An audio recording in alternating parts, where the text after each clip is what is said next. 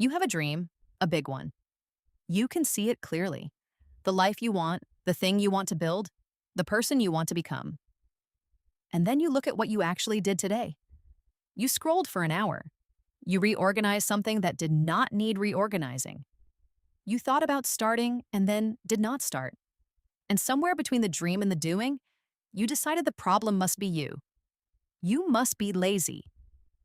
But what if lazy is the wrong word entirely?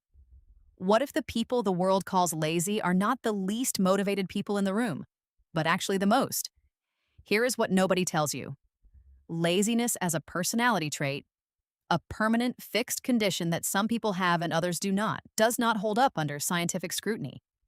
When researchers actually study the behavior of people who appear lazy, they do not find indifference. They find something far more complicated. They find fear. They find exhaustion. They find overwhelm. And most commonly, they find ambition. Enormous, crushing, paralyzing ambition with no clear path between where someone is and where they want to go. That gap is not laziness. That gap is one of the most psychologically painful experiences a human being can have. And the behavior it produces looks, from the outside, exactly like not caring. But on the inside, it feels like caring so much that you cannot move. In 2011, psychologist Adam Grant at the Wharton School of Business began studying what he called original thinkers, people who produced the most creative, innovative, and impactful work in their fields. He expected to find that the highest performers were the ones who acted fastest, started earliest, and moved without hesitation. What he found was the opposite. The most original thinkers were moderate procrastinators, people who sat with an idea, delayed action, let it develop in the background of their minds before committing to execution. Grant found that people who acted immediately produced work that was competent but predictable. People who delayed, who appeared from the outside to be doing nothing, produced work that was genuinely creative and often exceptional. The pause was not failure. The pause was processing. The pause was the work. This matters because it reframes the entire story. When you sit with something instead of immediately acting on it, your brain is not being lazy.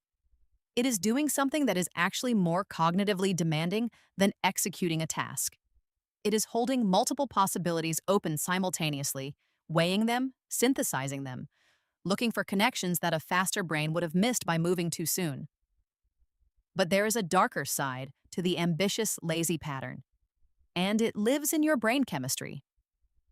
Neuroscientist Wolfram Schultz spent decades studying a single molecule, dopamine, and what he discovered changed the way we understand human motivation entirely.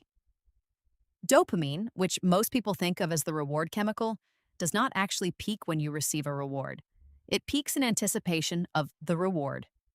The moment you imagine achieving something, the promotion, the finished project, the life you want, your brain floods with dopamine. It feels real. It feels close.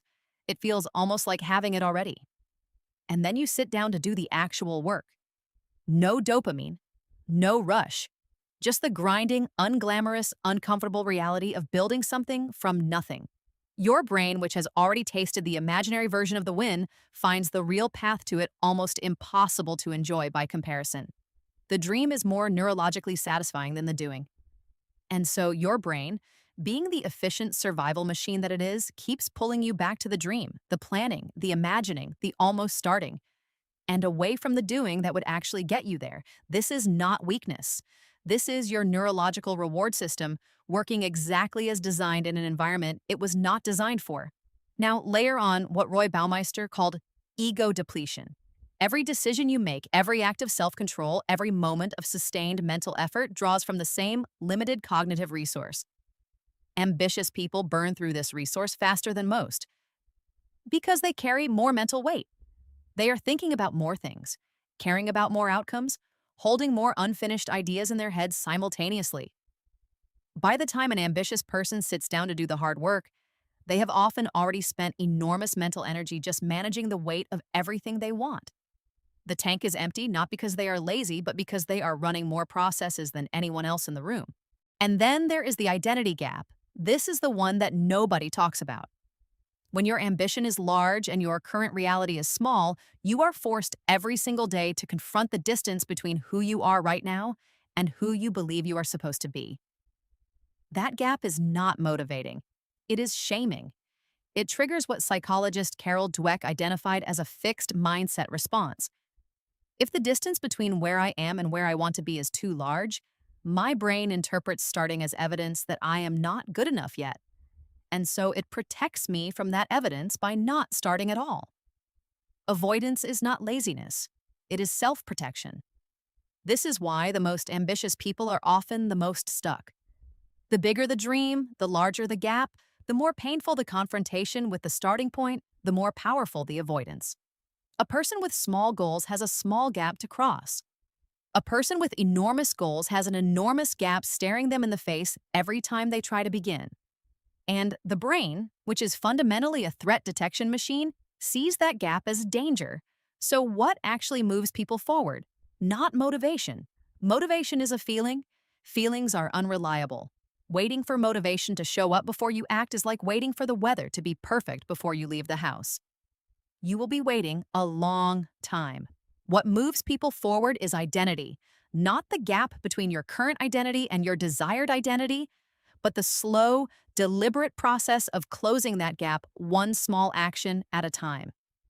Researcher James Clear, building on decades of behavioral psychology, found that the most effective way to change behavior is not to set bigger goals, but to cast small votes for the person you want to become. You do not need to write the whole book today. You need to write one paragraph. Not because one paragraph matters, but because one paragraph tells your brain that you are someone who writes.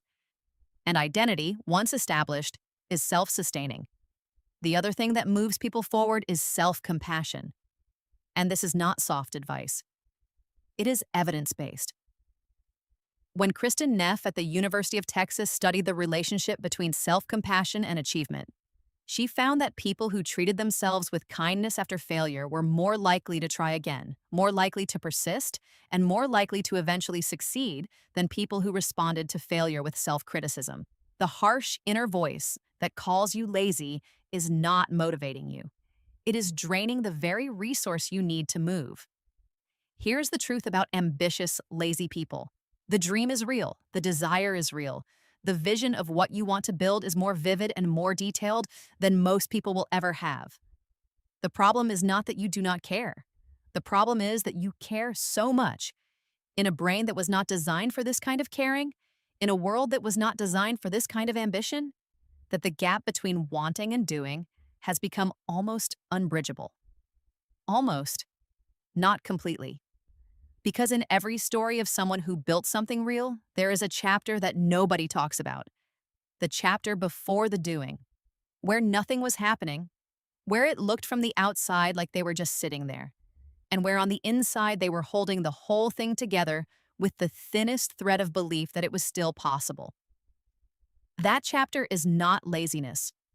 That chapter is the hardest part of the whole story.